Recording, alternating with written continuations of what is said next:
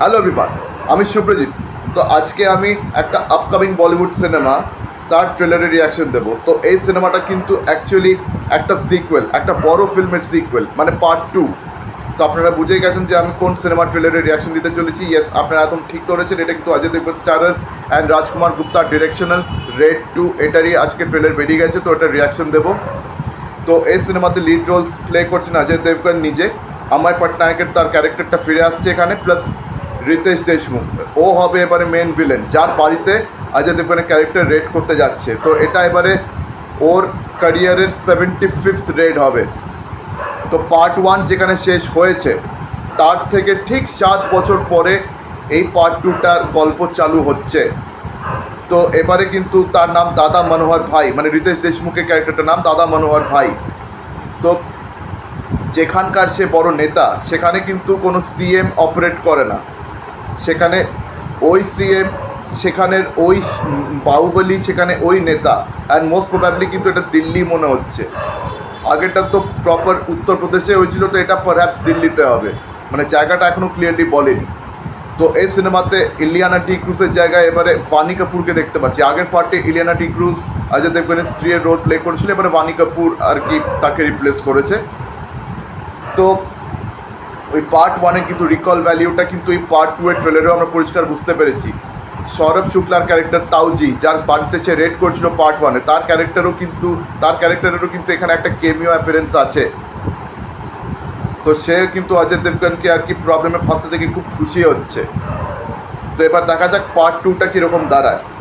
তবে এই ট্রেলারটা শুরু হয় কিন্তু পার্ট 1-এরই কিন্তু একটা পপুলার ডায়লগ দিয়ে।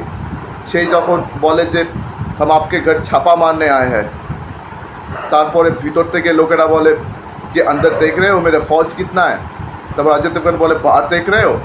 তো এই ডায়লগটাকে একটু হালকা টুইক করে বলে। তো যাই হোক, ওই ডায়লগটা কিন্তু এখানে রিপিট হয়। তো তারপরে আমরা আর কি দেখতে পাই রিতেশ দেশমুখের ক্যারেক্টারটাকে, যেটাকে এবারে ডেসক্রাইব করছেন আমাদের রজত কাপুর। তো রজত কাপুর আর কি অজয় দেবগনের বস এখানে।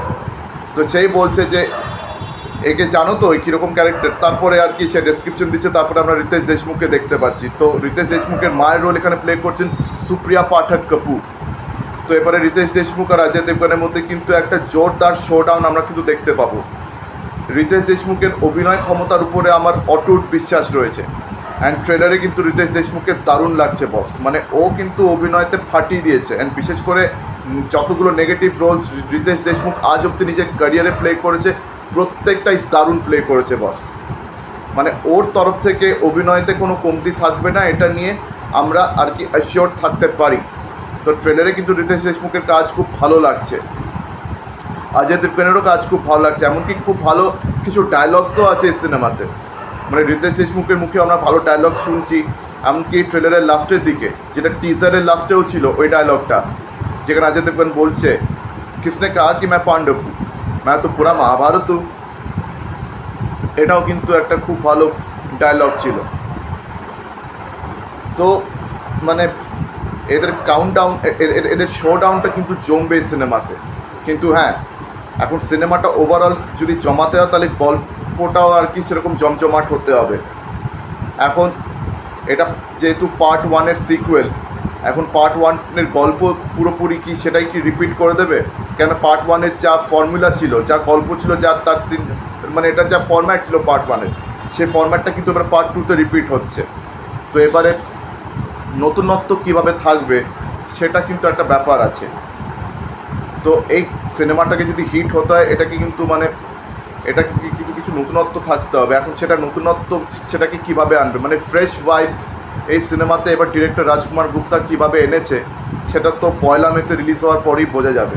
তো দেখুন, ট্রেলার লেভেলে কিন্তু আমার এই সিনেমাটা ভালোই লাগছে, ট্রেলার কিন্তু ভালো আছে। এবার দেখা যাক সিনেমাটা কীরকম দাঁড়ায়, তার উপরেই সব কিছু নির্ভর করছে। পারফরমেন্সেস কিন্তু সবারই খুব ভালো। এখানে অমিত সিয়ালেরও পারফরমেন্স খুব ভালো লাগছে। পার্ট 1-ও দেখবেন অমিত সিয়ালের পারফরমেন্সটা দেখবেন, অমিত সিয়ালের রোলটা দেখবেন একটু মানে ওই সাইডে, একটু সৌরভ শুক্লা সাইডে একটু ঝুঁকে থাকার ক্যারেক্টার ছিল।